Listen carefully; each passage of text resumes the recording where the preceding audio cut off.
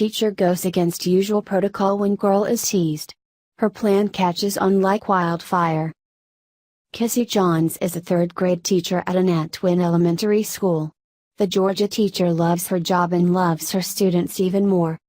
One day, though, she became quite distressed after learning what had been going on in her own safe haven of a classroom.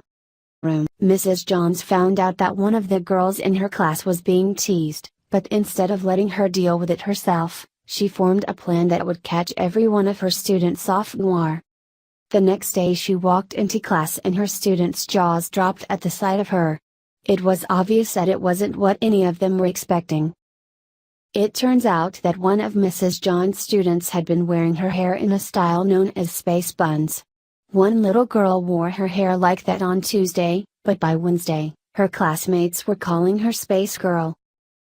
Mrs. Johns was saddened by the mistreatment of her sweet student, so she hatched a plan. She worked out the details with the student who had been teased and wrote herself a reminder on her hand of what they'd be doing. The following day, Mrs. John's students' eyes went wide when they saw her. They couldn't believe their eyes, especially the student who had been teased.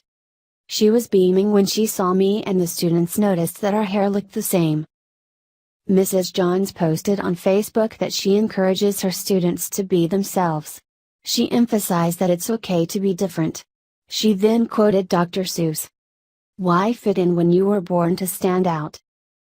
The day after Mrs. Johns wore her matching space buns, her students shocked her. They rallied around the classmate and copied her and their teacher.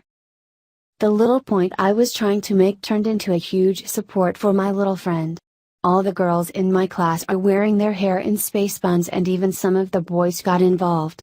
They all wanted to support her and we even got some second graders involved. People have applauded Mrs. Johns for the creative way she supported a student. What do you think of her clever response to her student being teased?